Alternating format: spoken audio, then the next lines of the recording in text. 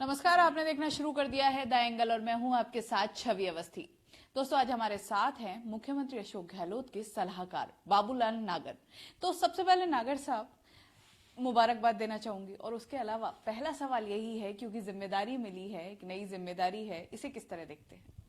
देखिए, प्रदेश के मुख्यमंत्री अशोक जी गहलोत राजस्थान के गरीबों और किसानों के मसीहा हैं। प्रदेश में तीसरी बार वो मुख्यमंत्री हैं। चौथी बार मुझे विधायक के रूप में काम करने का मौका मिल रहा है।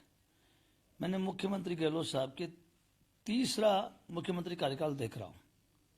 जब जब अशोक गहलोत जी राजस्थान के मुख्यमंत्री बने हैं तो इनका मुख्य जो केंद्र बिंदु है वो राजस्थान के आम आवाम, गरीब और किसान, उनको केंद्र बिंदु बना मानकर ये योजना लेकर आते हैं।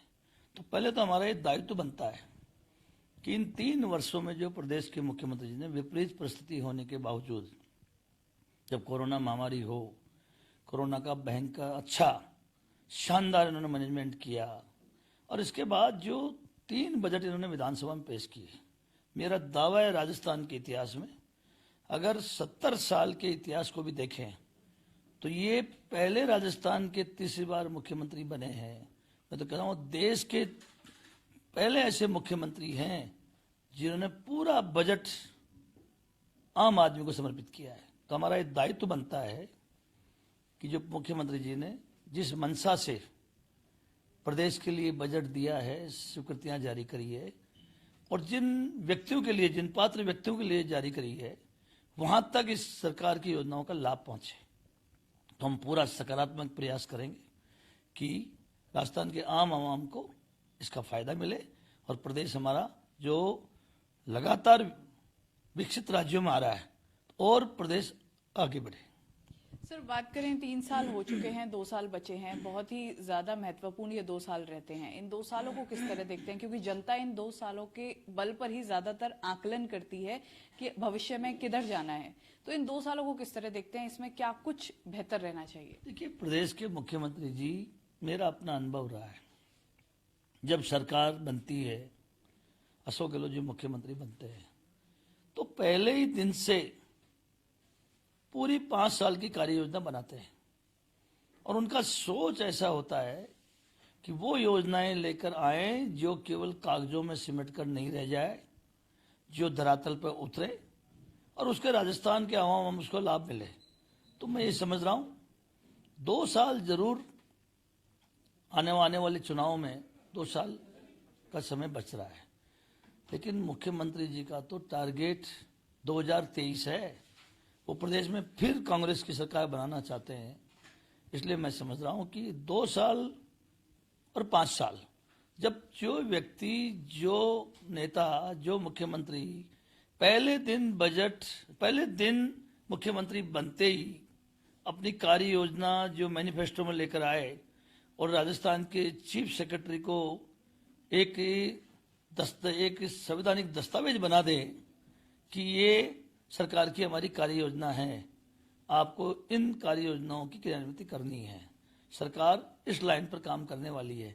तो मैं समझता हूं 2 साल केवल आम चुनाव के बच रहे हैं, लेकिन मुख्यमंत्री जी ने तो 2023 को पहले दिन जब मुख्यमंत्री का शपथ ली तो ही 2023 सोचकर कि 2023 में वापस जनता में जाना है, उस तरह के उन्होंने फैसले किए। इसलिए मैं समझता हूं ये कहना उचित नहीं है कि 2 साल बच रही है। मैं तो कह रहा हूं 5 साल, जब मुख्यमंत्री बनते ही जो व्यक्ति 5 साल के लिए सोच बना के काम करे, तो मैं समझता हूं कि ये 2 साल नहीं, ये तो पूरे 5 साल का उनका कार्यकाल शानदार कार्यकाल है। सर, विपक्ष की बात करें तो इस बार जो ये सलाहकार के जो पद हैं, इनको लेकर भी मुद्दा बनाया जा रहा है। राजेंद्र राठौड़ ने बाकायदा प्रेस कॉन्फ्रेंस की, मुद्दा बनाया जा रहा है, ट्वीट भी किए इसको लेकर। इसके लिए क्या कहना चाहेंगे, क्योंकि पर्टिकुलर एक जो ये पद हैं, इनको लेकर भाजपा मुद्दा बना रही है? देखिए, उनका आधारहीन, सारहीन उनका मुद्दा है। प्रदेश के मुख्यमंत्री जी किस किस से क्या क्या सहयोग लेना चाहते हैं, ये मुख्यमंत्री जी का विशेष अधिकार है। इसलिए मैं समझता हूं कि मुख्यमंत्री जी के विशेषाधिकार के अंतर्गत जो उन्होंने निर्णय किया है और क्या काम किससे लेना चाहते हैं, उनका केवल एक ही सोच है कि प्रदेश की सरकार का पारदर्शी सरकार, बेहतरीन शासन जनता को देना, उसमें जिसका उनको सहयोग लेने की आवश्यकता है वो सहयोग ले रहे हैं और अपने स्तर पर वो बिल्कुल उचित हैं और इनकी आलोचना प्रचारना का कोई आधार नहीं है। आप देख रहे हो प्रदेश में लगातार जितने उपचुनाव हुए, हाल ही में 2 उपचुनाव हुए और उस उपचुनाव में जहां कांग्रेस पार्टी का उम्मीदवार बहुत लंबे काफी अंतर से चुनाव हार रहा था, जहां कांग्रेस पार्टी का उम्मीदवार विधायक भी बना तो कम अंतर से चुनाव जीतकर विधायक बने, उन दोनों में कितने शानदार अंतर से हमारी कांग्रेस की विजय हुई है। अशोक गहलोत का ही तो काम करने का तरीका है, मैनेजमेंट है, राजस्थान के आम आवाम का जो उन्होंने दिल में स्थान बनाया है उसी का तो परिणाम ही है। लोगों ने मोड़ लगा दिया अशोक गहलोत के शासन को। कितनी विपरीत स्थिति होने के बाद न विकास कार्यों को रोकने का कहीं ऐसा समय आया और न राजस्थान के आम आवाम को बचाने में कोई उन्होंने कमी छोड़ी। और मैं समझता हूं बेखूबी तरीके से राजस्थान अपने मुख्यमंत्री जी अशोक गहलोत के कुशल नेतृत्व में राजस्थान की सरकार चल रही है। वहीं भाजपा की बात करें तो कई गुटों में बटी नजर आती है। कभी वसुंधरा राजे को एक तरफ करने की बात आती है, कभी गुलाब चंद कटारिया को, तो कभी सतीश पूनिया गुट अलग नजर आता है, कभी गजेंद्र सिंह शेखावत। कहा तो ये भी जा रहा है कि 8-9 चेहरे बने हुए हैं मुख्यमंत्री के लिए। तो क्या लगता है कि जो भाजपा की दशा हो रही है इसका सबसे बड़ा कारण ये भी है? देखिए, भाजपा वाले जो लोग हैं या इनके जो बड़े उच्च स्तर के नेता हैं वो अन्य राज्यों की तरह, जिस तरह से इन्होंने अन्य राज्यों में जो करा, प्रजातंत्र की, लोकतंत्र की जो हत्या करी, ये राजस्थान के मुख्यमंत्री अशोक गहलोत को समझ नहीं पाए। प्रदेश के मुख्यमंत्री अशोक गहलोत जी वो नेता हैं जिनको कांग्रेस पार्टी नहीं, आम आदमी, यहां तक भारतीय जनता पार्टी को जो वोट देते हैं, मतदान करके जो उनके लोगों को चुनाव जिताते हैं, वो लोग वहां विधायक तो बना देते हैं, लेकिन वो लोग भी ये चाहते हैं कि राजस्थान का भला इसमें है कि प्रदेश में मुख्यमंत्री अशोक गहलोत बने। इसलिए उनके जो ये सपने हैं ये मोगरीलाल के सपने हो रहे हैं। प्रदेश के मुख्यमंत्री अशोक गहलोत जी के रहते हुए ये पूरे 5 साल, ये सरकार पूरे 5 साल चलेगी और जब जब उनको उनकी परीक्षा आएगी तो राजस्थान में उनको मौकी खानी पड़ेगी और उनको समझ लेना चाहिए इस बार के जो मुख्यमंत्री अशोक गहलोत जी है वो पहले दिन मुख्यमंत्री बनते ही 5 साल की कार्य योजना में काम कर रहे हैं। तो ये जो एक परिपाटी सी बनी हुई राजस्थान में, एक बार किस पार्टी की सरकार आती है, किस पार्टी की सरकार, आपके राजस्थान की जनता उस परिपाटी को तोड़ेगी और इन्हीं अशोक गहलोत जी के नेतृत्व में इन्हीं को मुख्यमंत्री बनाते हुए पुनः कांग्रेस की सरकार बनेगी। सर, एक हाल ही में मुद्दा और उठा, रामकेश मीणा जी जो साथ में थे आपके, वो भी सलाहकार बनाए गए हैं। उन्होंने एक मुद्दा उठाया, उनका कहना है कि कहीं ना कहीं सचिन पायलट को लेकर उन्होंने कुछ बोला है। क्या लगता है कि सही है? आप कितने सहमत हैं या असहमत हैं? देखिए, मैं एक बात कहना चाह रहा हूं, हम लोग जो लोग हैं तो सबसे पहले तो इस सरकार को बनाने वाले लोग हैं। इस सरकार को, प्रदेश के मुख्यमंत्री जी को हमने बिना शर्त समर्थन दिया है और हमारी कोई शर्त नहीं है।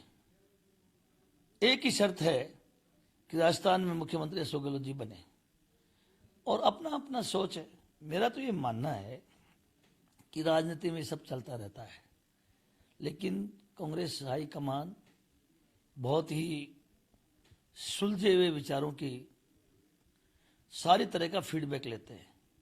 कांग्रेस हाईकमान को और प्रदेश के मुख्यमंत्री जी को किससे क्या काम लेना है, ये उनका कार्य क्षेत्र है। मैं तो ये मानता हूं कि प्रदेश, हम तो अपने आप को गौरवान्वित महसूस करते हैं। अशोक गहलोत जी के मुख्यमंत्री कार्यकाल में केवल विधायक बन गए, ये भी अपने आप में गौरवान्वित महसूस करते हैं। हमारा जब पहला दायित्व एक है कि सरकार पूरे 5 साल चलेगी, स्थायी सरकार अशोक गहलोत जी के नेतृत्व में राजस्थान में रहेगी, तो मैं समझता हूं इन मुद्दों पर, इन बातों पर मैं कोई अपनी प्रतिक्रिया नहीं देना चाहता। मैं तो एक ही बात कहना चाहता हूं, जिसमें कांग्रेस का भला हो, जिसमें हमारे राजस्थान में की जनता का भला हो, उन सब मुद्दों के लिए हम इस सरकार के साथ हैं, अशोक गहलोत के साथ हैं। और पद देना, जिम्मेदारी देना, ये तो उनके स्तर का मामला है। हम तो वैसे ही कार्यकर्ता के रूप में भी आपने देखा है कि हमने जब जब अवसर आया है, इस सरकार को स्थायी सरकार रहे उसको कायम रखने वाले लोग भी हमें, ये सरकार वापस एक स्पष्ट बहुमत से 2023 में आए उसको कामयाब बनाने का प्रयास करने वाले भी हम लोग हैं।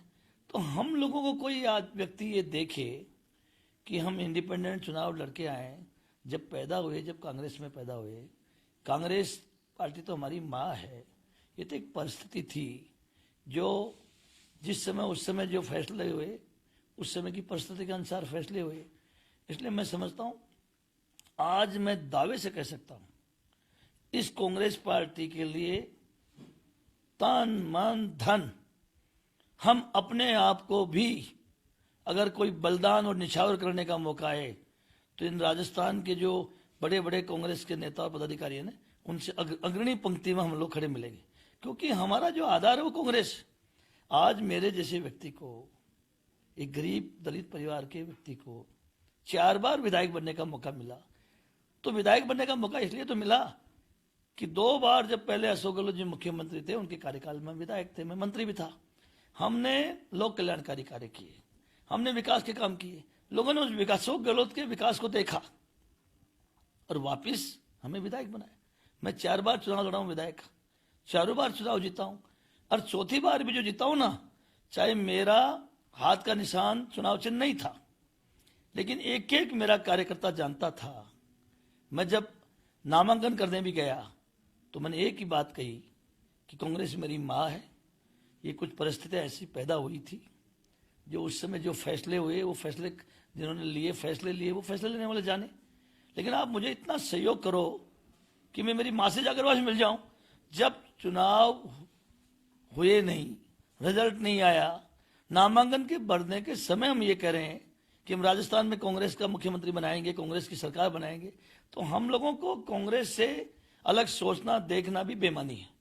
और मेरा दावा है, हमारा डीएनए जांच करा के देख ले, हम जितने भी निर्दलीय लोग हैं, क्योंकि हमारा जो आधार है वो कांग्रेस पार्टी है, हम जितने भी लोग हैं, किसी भी कांग्रेस के बड़े से बड़े पदाधिकारी से हमारी लॉयल्टी, हमारी कर्तव्य निष्ठा किसी से हमारी कम नहीं है। हम पद में छोटे हो सकते हैं, अनुभव में छोटे हो सकते हैं, लेकिन कांग्रेस के जो निष्ठावान कार्यकर्ता हैं, हम किसी से कम नहीं है। हम सब कांग्रेस के लिए मरने मारने के लिए, समर्पण करने के लिए तैयार है। हमारे लिए एक पद कोई मायना नहीं रखता है। ये तो क्षणिक बात है, मुख्यमंत्री जी का सोच है किससे क्या काम कराना है, किसको काम लेना है। अभी हम इस सरकार में विधायक के रूप में काम कर रहे हैं, विधायक के रूप में हमने सरकार को सपोर्ट दिया। मेरे निवास पर 3 साल जो अशोक गहलोत जी ने बजट में जो घोषणाएं करी, जिनमें मेरे विधानसभा के लिए जो ऐतिहासिक तोहफे दिए विकास के, मैंने होल्डिंग लगा रखे हैं। 60 ग्राम पंचायत है। मैं दावा से कह सकता हूं, चौथी बार मेरा विधायक कार्यकाल है, लेकिन 3 विधायक कार्यकालों में, उन 15 सालों में जो मुख्यमंत्री बजट घोषणा में जो मेरे क्षेत्र में जो काम हुए हैं, उन पूरे 15 साल के कार्यकाल से, उन पूरे 70 साल के प्रजातंत्र में आजादी के बाद जितनी सरकारें बनी है, इन 3 वर्षों में मुख्यमंत्री ने बजट घोषणा में जो कार्य घोषणाएं करी, उनकी कथनी और करने में अंतर नहीं है। उन्होंने एक साबित किया कि प्रदेश के मुख्यमंत्री जो कहते हैं उसको करते हैं। मैंने अभी होल्डिंग्स लगाए, 300 होल्डिंग लगाए मेरे विधानसभा में। मेरे यहाँ 233 राजस्व गांव हैं। मैंने लोगों को इस बात का एहसास भी कराया है कि जो जो मुख्यमंत्री जी ने कहा है उन्होंने करके दिखा दिया है। तो मैं ये समझ रहा हूं कि प्रदेश के मुख्यमंत्री जी राजस्थान के कांग्रेस पार्टी के मुख्यमंत्री नहीं है, ये राजस्थान के केवल राजस्थान के मुख्यमंत्री नहीं है, ये तो धरोहर है हिंदुस्तान की, ये तो पूरे देश की धरोहर है। इन धरोहर को जो जितना काम लेना चाहेगा, जो इनसे जितना अनुभव लेना चाहेगा, मैं समझता हूं उतना ही वो राज और उतना ही वो कार्यकर्ता नेता जिस सोच के साथ वो राजनीति में आया है उसमें ज्यादा कामयाब होगा। सर, अधिकांश निर्दलीय विधायक जो हैं, सब में यही समर्पण का भाव है कांग्रेस के लिए, लेकिन क्या लगता है कि अब संतुष्ट हैं जो मिला है, या फिर कहीं ना कहीं थोड़ी बहुत कमी रह गई? देखिए, कमी या असंतुष्टि का कोई मामला मैं नहीं समझता। मैं केवल इतना कहना चाहता हूं, इस राजस्थान के मुख्यमंत्री का सोच है, कांग्रेस का जो मुख्य वोट का आधार है, एससी, एसटी, दलित, किसान, पिछड़े वर्ग, ये कांग्रेस का वोट बैंक का आधार है। आज राजस्थान के इतिहास में ये 15वीं विधानसभा चल रही है। पहली बार ऐसा हुआ है कि 4 अनुसूचित जाति के कैबिनेट मंत्री हैं। मुझे अभी सलाहकार बनाया, मेरा नंबर तो 5वां है। ऐसे ही ट्राइब के 3 मिनिस्टर ऐसे हैं जो कैबिनेट मिनिस्टर हैं, 2 मिनिस्टर राज्य मंत्री हैं। अल्पसंख्यक के भी राज्य में 3 लोग हो गए जिनको सरकार में शामिल किया गया। और पिछड़े वर्ग में भी राजस्थान में इतनी बड़ी संख्या में मंत्रिमंडल में और कैबिनेट मंत्री के रूप में शामिल हुए हैं। इसलिए मेरा ये कहना है कि जब प्रदेश के मुख्यमंत्री जब 36 कौम का ध्यान रखते हैं, आम गरीब का ध्यान रखते हैं, तो मैं समझता हूं, लेकिन अपना अपना सोच हो सकता है। जो इंडिपेंडेंट चुनाव जीत कर आए हैं, उनका ये सोच भी हो सकता है कि हमने इस सरकार को उस समय साथ खड़ा इसके रह के उस समय साथ दिया, अगर हम लोग साथ नहीं देते तो शायद आज राजस्थान की सरकार बदल जाती। ऐसे दौर में हमने साथ दिया, और ऐसे दौर में हमें कोई पद की जरूरत नहीं है, लेकिन मान सम्मान में अगर कोई कमी आती है या कोई प्रश्न लगाता है हमारी वफादारी पे, तो तकलीफ होता है। इसलिए मैं आपसे कहना चाहता हूं, हम तो वो लोग हैं जो आदमी को नहीं देखकर, हम तो कांग्रेस, सोनिया गांधी, राहुल गांधी, अशोक गहलोत, ऐसे लोगों को अपना मार्गदर्शक मानते हुए, ऐसे लोगों को मार्गदर्शक मानते हुए हम काम करते हैं। लेकिन उनकी भी अपना सोच है, लेकिन उनका ये सोच से मैं सहमत हूं कि पद अपने स्थान पर है, लेकिन कोई हम पे ये अंगुली नहीं उठा सकता कि हमने कांग्रेस को नुकसान किया। मेरा दावा है, अगर हम लोग इंडिपेंडेंट चुनाव नहीं लड़ते तो हम जिन जितों पे चुनाव में जीत कर आए हैं, वहां बीजेपी के लोग वहां चुनाव जीत कर आते विधायक। अधिकतर कांग्रेस से जो चुनाव लड़े थे उस समय, कोई भी किसी लेवल पे भी गलती हुई, मुझे इस पर कोई टीका टिप्पणी नहीं करनी है, लेकिन अधिकतर की जमानत जब्त हो गई। अब जमानत जब्त करने वालों को जब टिकट मिल गया है और वो जीत नहीं पा रहे हैं, और हम लोग जो नामांकन भरते समय ये कह रहे हैं कि कांग्रेस की सरकार बनाएंगे, तो हमने तो कांग्रेस पार्टी की मदद करी है भाई। हमने तो भारतीय जनता पार्टी को सरकार बनाने से रोका है। नहीं तो हमारे स्थान पे अगर भारतीय जनता पार्टी के विधायक चुनाव जीत कर आते तो पता नहीं क्या परिस्थिति होती। इसलिए केवल इतना ही कहना है कि हमारी वफादारी पे, हमारी निष्ठा पे, कांग्रेस के प्रति समर्पण पे हम पे कोई अगर उंगली उठाता है तो अनुचित है, और आकलन कर ले। वो उंगली उठाने से पहले व्यक्ति को अपनी गिरबान में जाकर देखना चाहिए। मैं आज फिर कह रहा हूं आपको, हम जितने भी लोग हैं, क्योंकि हमारी तो पैदाइश हमारा तो जन्म ही कांग्रेस में हुआ है, इसलिए हम जिएंगे जब तक कांग्रेस की मदद करते रहेंगे, कांग्रेस का साथ देंगे। लेकिन हमें पद की जरूरत नहीं है, पद दो या मत दो, लेकिन हम पर प्रश्न मत लगाओ, हमारी निष्ठा पर, वफादारी पर प्रश्न मत लगाओ। हम सब कांग्रेस के कार्यकर्ता हैं। जब पिछले 23 साल से मैं 1998 में एमएलए बना था, 95 में जिला परिषद का मेंबर बना था, जब राजस्थान में कोई प्रदेश कांग्रेस कमेटी का अध्यक्ष रहा हो, इन 25-26 साल में जब कांग्रेस ने कोई प्रोग्राम किया है, कोई प्रदेश पीसीसी का अध्यक्ष रहो, चाहे उससे हमारे कैसे ही संबंध रहा हो, सबसे ज्यादा भीड़, सबसे ज्यादा लोग उन कार्यक्रमों को सफल बनाने में मेरे दूध विधानसभा से आती है। इसलिए ये मामला ही नहीं होता कौन, हम एक ही बात जानते हैं, कांग्रेस पार्टी हमारी माँ है, सोनिया गांधी हमारी, राहुल गांधी, प्रियंका गांधी हमारे नेता हैं, राजस्थान के मुख्यमंत्री अशोक गहलोत हमारे आदर्श हैं। उनसे, उन जैसे नेता के साथ कदम से कदम मिलाकर चलना, मैं समझता हूं हमारे लिए गौरव की बात है। कोई मायना नहीं रखता हमारे लिए, किसी के लिए भी, कि हमें मंत्रिमंडल में शामिल किया या हमें कौन सा पद दिया नहीं दिया, लेकिन इतना जरूर है, हमारी निष्ठा पे किसी को अंगुली नहीं उठानी चाहिए। हम पूरी तरह से कांग्रेस, हमारे डीएनए में कांग्रेस है। हमारे डीएनए में जो गरीबों की, किसानों की जो मदद करती है, जो जिनकी कार्य योजना है, जिसकी नीतियां हैं, हम उनके साथ हैं। इसलिए ये केवल कहीं कहीं कोई बात हो तो इतनी सी बात जरूर आ सकती है कि हम पे कोई भी व्यक्ति को अविश्वास करने का हक नहीं है। जब जब वफादारी की जरूरत पड़े, अभी आपने देखा ना, अल्पमत में हो गए थे कांग्रेस के लोग, कांग्रेस की पार्टी के हमारे विधायक, कितने लोग छोड़ के चले गए थे। इसके बाद भी निर्दलीय खड़े रहे। कितने लोगों ने प्रॉब्लम दिया होगा इन लोगों को, तरह तरह की इनसे बातें करी होगी, लेकिन सब ने एक ही बात कही, राजस्थान का भला अशोक गहलोत पर है, हम लोग सब अशोक गहलोत के साथ हैं। और सब ने क्षणिक लाभ को सब ने त्याग किया और आने वाले समय में राज्यसभा के चुनाव आ रहे हैं, फिर अवसरवादी लोग इधर उधर घूमेंगे। लेकिन मैं दावे से कह सकता हूं, सारे निर्दलीय जो लोग हैं, जो सोनिया गांधी फैसला करेगी, राहुल गांधी फैसला करेंगे, जो प्रदेश के मुख्यमंत्री अशोक गहलोत फैसला करेंगे, उस फैसले को कामयाब बनाने के लिए हम जी जान से जुट जाएंगे। और राजस्थान में तीनों के तीनों हम राज्यसभा के जो मेंबर चुनाव होंगे, तीनों के तीनों कांग्रेस पार्टी के चुनाव जिताएंगे। बिल्कुल सर, सारी बातें हुई, दूध विधानसभा की भी बात हुई। आपके क्षेत्र के लोगों में बात करें तो अच्छी खासी पकड़ और उन लोगों का भी आप पे पूरा विश्वास है। उस जनता के लिए क्या कहना चाहेंगे जो कि आपकी खुद की कह सकते हैं? देखिए, मैं दूध विधानसभा की जो जनता है, वहां के मतदाता है, मैं तो उनका इतना कृतज्ञ हूं। जब मेरा अच्छा समय था तब भी मुझे उन्होंने आशीर्वाद और साथ दिया। जब बुरा दौर आया, जब मेरी पार्टी ने मुझे टिकट नहीं दिया, तो भी दूधू की जनता ने वहां ये दिखा दिया कि बाबूलाल नगर हमारा अपना बेटा है। बाबूलाल नगर के लिए कोई पार्टी पॉलिटिक्स नहीं है। आज भी मैं कहता हूं, हमेशा दूधू में बोलता रहता हूं, दूधू में बीजेपी भी बाबूलाल नगर की है और कांग्रेस भी बाबूलाल नगर की। उसके पीछे एक ही कारण है, मैं किसी पार्टी के लिए काम नहीं करता हूं क्षेत्र में विधायक के रूप में, मैं आम आदमी के लिए काम करता हूं। मैं उन लोगों के लिए भी काम करता हूं जो मेरे चुनाव मेरे खिलाफ वोट मतदान करते हैं।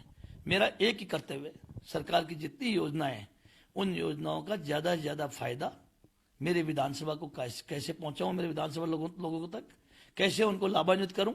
इसलिए दूधू की जनता से मैं यही कहना चाहूंगा, मेरे जो काम करने की ताकत है वो आप हैं। आप अगर मुझ पर मेहरबान है तो राजस्थान हिंदुस्तान के बड़े से बड़े नेता, अगर मुझे ऐसा लगता है कि इनका कार्य जनता के विरोध में है तो उसके खिलाफ पाइचे ताक सकता हूं। मैं इस बात की परवाह नहीं करता हूं, लेकिन मेरे में आत्मबल है कि जब मैं इस जनता की मांग को लेकर जब रोड पे पटरी पे आऊंगा तो ये दूधू की जनता मेरे साथ, उनका हाथ मेरे सिर पे रहेगा, मुझे पूरा सहयोग देंगे।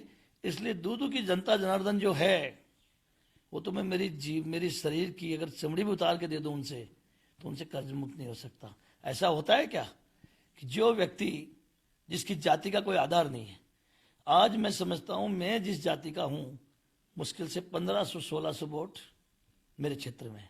इसके बाद 1952 से आज तक जितने चुनाव हुए, जब पहले सामान्य सीट थी, कोई भी व्यक्ति किसी भी पार्टी के बाद दोबारा विधायक चुनाव जीत कर नहीं आया।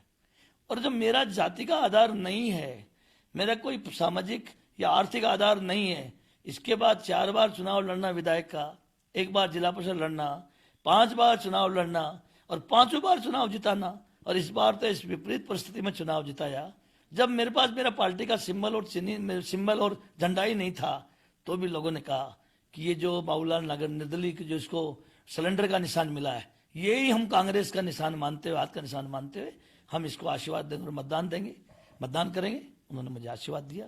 इसलिए दूधू की जनता हर स्तर पर मेरे साथ है, उनका मेरे पे आशीर्वाद है।